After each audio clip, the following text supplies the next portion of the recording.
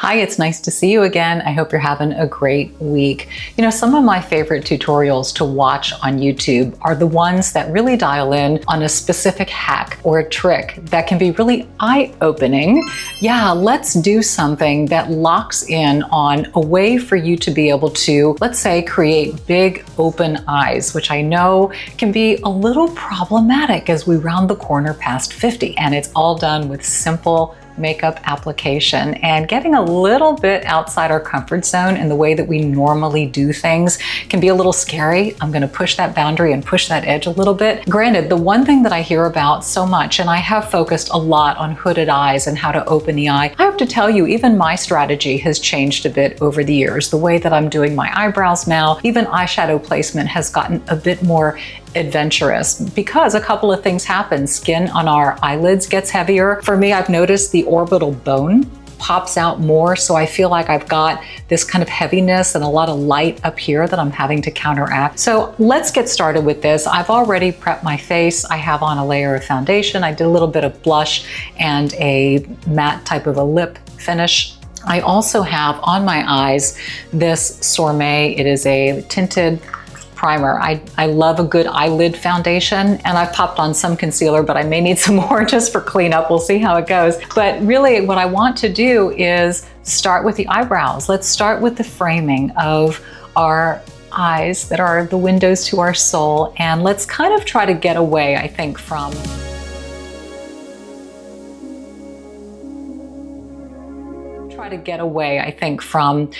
a technique that we probably got accustomed to doing. And that is, and I think what I'm going to do just to try to keep it understandable is my left, which is camera right, will be the right way to do it.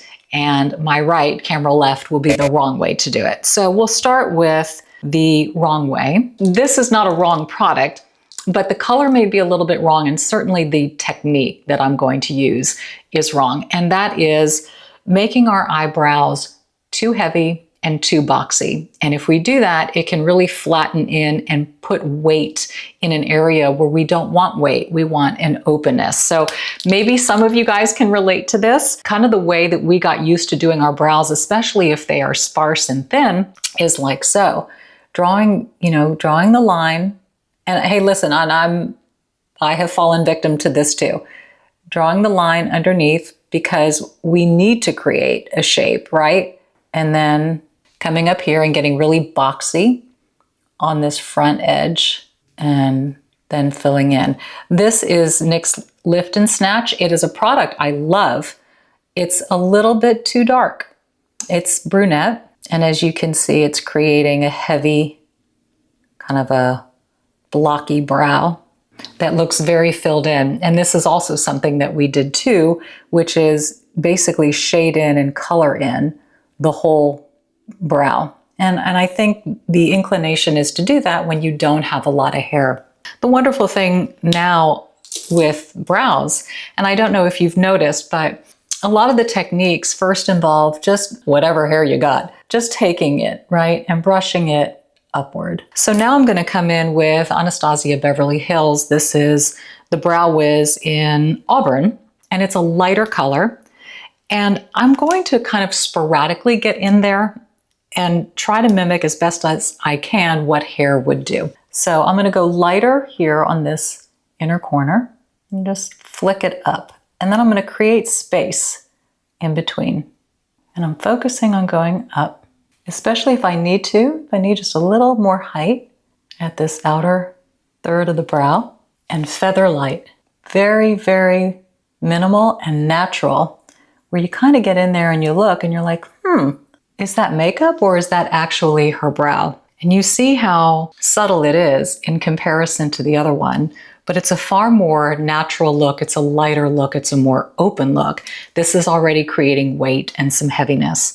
So where we're really busting out of the comfort zone is eyeshadow application. And I'm going to ask you to do something that may feel very counterintuitive. We're going to start with the wrong way to do it, which I think is just, when we've had open eyes from the past, this worked, but now not so much. I'm using this ColourPop Gone Matte eyeshadow palette. I have featured this one before. I really love it. You know, I tend to play in this category over here. I'm going to go with this light shade, and I'm going to put it here on my lid. Now, some of you may have, I don't have large lids. I don't have a lot of space in there. Some of you already have big eyes. This may work for you, but I'm finding it's not for a lot of women, and it's closing off the eye. So that tendency was just to put that one light color there. Here's where it's going to get a little wild and outside the comfort zone. I'm going to ask you to take a mid color, like in here, and I'm kind of known to mix. You know, I like being that artist. I'm like, oh, a little you, a little you, a little a you. But you see how these are mid-tones in here? Now I'm going to take that, and on the right eye, I'm going to literally tap it and go practically up to the eyebrow. I know, wild. But yes, because here's what we're trying to do. If you are like me with this heavy orbital bone, we need to open up the eye and create this new artificial crease that's way higher than what we got going on right now. So this medium tone is riding all the way up.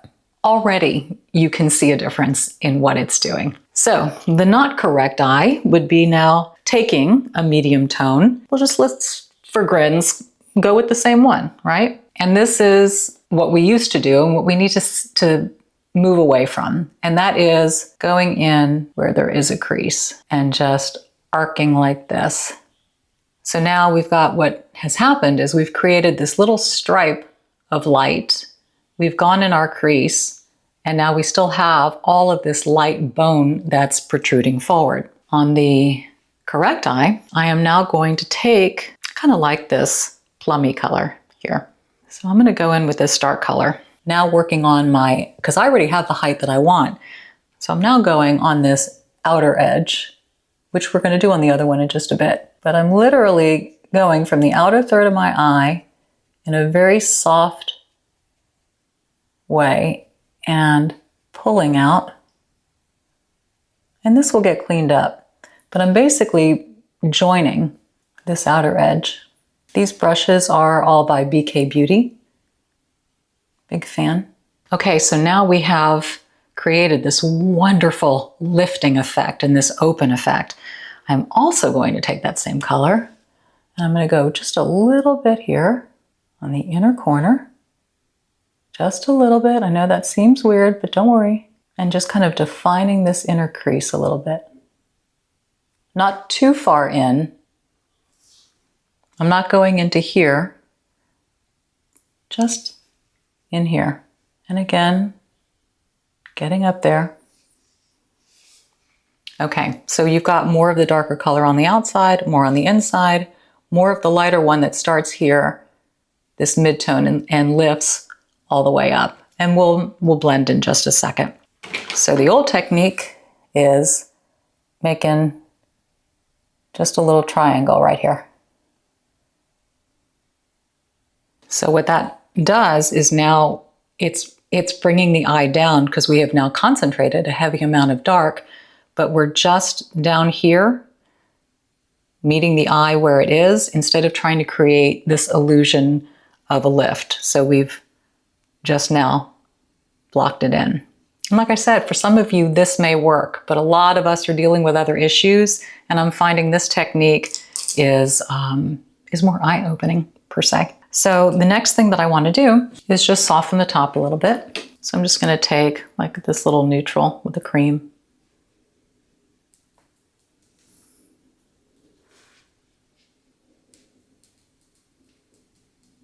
And then on this eye, the tendency was to take a super light color, run it all up top here, which again is emphasizing the orbital bone. I also want to have separation between my eye makeup and my brow. So what I like to do is to take an eyebrow highlight. This is a cream by my friend Gentry Kelly. This is such a great invention, and it's a super thin flat brush. I think this is hers too. You just dip it in, and it's really neat. Watch what happens. So immediately you come in right under the brow And it creates just this wonderful little border that allows that brow to pop, a little bit of light, but not this heaviness on the orbital bone. See, just a tiny bit of separation that gave me. This is also great, even just to come in right here on the inner corner, just right there, and give a little bit of lightness. I'm going to stay away from anything that's got shimmer today. But you can, I mean, you can play around, you know, with a little hit of shimmer right here on the lid if you want. Okay, the next thing is the placement of the eyeliner. I think you all know by now and have seen by now, the ideal technique is to, let me just blend this out. I forgot to do that. Okay, so the ideal technique is to come from the underside, right? That way you're not putting weight and heaviness on the top of the lid. If you can, a lot of you, my mother would always say, honey, how do you do that? I can't, if I go from underneath, my eyes get watery and irritated. Try your best if you can. Just smear it in the lash line. If you have to come from top down, make sure that your pencil is sharpened to a fine point so that you're not getting too much of a thick line here on this side, which is what I'm going to demo as the wrong way to do it. But the right way is come from underneath. This is Infallible by L'Oreal. It's a Stay Put waterproof, which is important when you are coming from this side to prevent smudging and smearing. So my little trick here on the outside, the minute I hit this last little outer corner, I will lift ever so slightly onto the lid and just give it a tiny, tiny, tiny little flick right there. Just a tiny bit, but the underside again opens up that eye. So the mistake would be coming from top down with too thick of a pencil that's not thin and getting in here. So now we've essentially we've created this tiny little thin stripe of highlight on the lid. We've now blocked it with the black or brown or whatever shade of liner. And you can see, all I see is the closing of the eye, and I'm seeing the heaviness of the orbital bone. Whereas this is starting to just kind of create this open space. Next up, I feel super important, is an eyelash curler. I have straight lashes, so I don't get the look of that length that I want without this. Okay, the other side, I won't do it. This is MAC Lash Extensions Mascara. Great one for opening up the eye. And I'm really going to focus my time on the outer third and building those lashes to get some length and height to create more of a cat eye look. And it's going to require a second coat and not spending as much time on the inside. This side, I'm not going to do any eyelash curler just to show you the difference.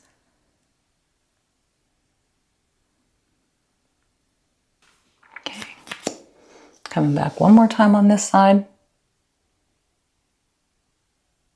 And then finally, luckily I didn't have any spillage, but you would have a brush with concealer.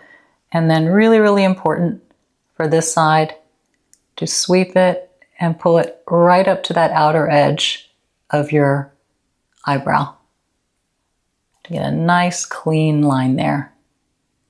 What a difference. You know, I hope you can see it as well as I can, but I will just kind of pull in for my close-up. You see how focusing, well, first of all, coming from the underside made such a big difference with the fact that you can actually see eyelashes, you know, on this side. And because I concentrated on the outer side with this Lash Extensions mascara, it created a little extra thickness. It looks like I have a few falsies right here on this outer corner. Whereas this side, I feel like you barely see eyelashes. You see eyeliner that's gotten in the way of the eyelashes just by coming up too high. I feel like orbital bone and this lightness is what I'm seeing more than anything. A super heavy, blocky brow is what I'm seeing. So I feel like it's kind of created an angry look in a way, whereas this is just a lighter, fresher look and has created now this opening. It's like you have faked a crease and you almost don't even know where there is a crease, which is also a more youthful appearance.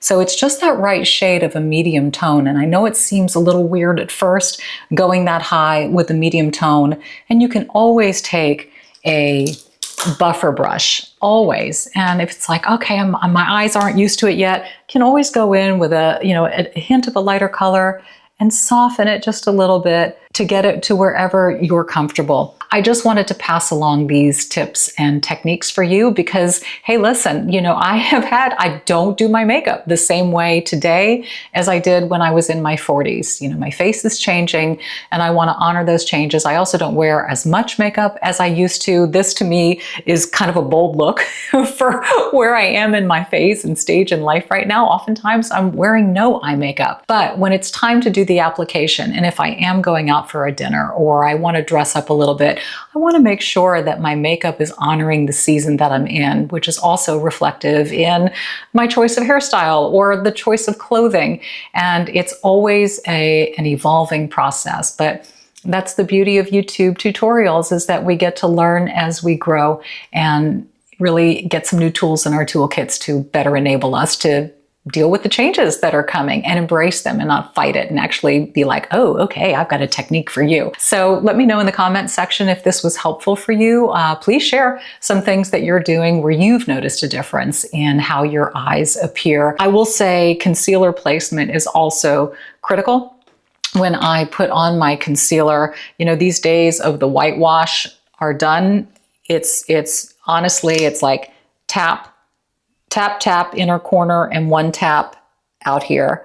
And, if I've got like any little hollows or bumps, do you see how tiny that dot was? I may put like a tiny little dot and tap it with my finger and spread it out. But so much lighter with concealer, so much more concentrated here in the inner troughs. I get a little sunken in here, and the coloration, a little kind of bluey purple, so I need to kind of lift that. And I do use powder. I still set with powder. I do want to talk about that, but not as much. So just kind of a fine brush and then getting in there and just lightly tapping with a powder and setting that. So I just wanted to touch on that just in case there were any questions, but that could be a whole other tutorial. Anyway, so glad you're here. Thank you for being with me on this journey, and I will see you next Thursday. Happy eye makeup. And I need to get this off. I just need to.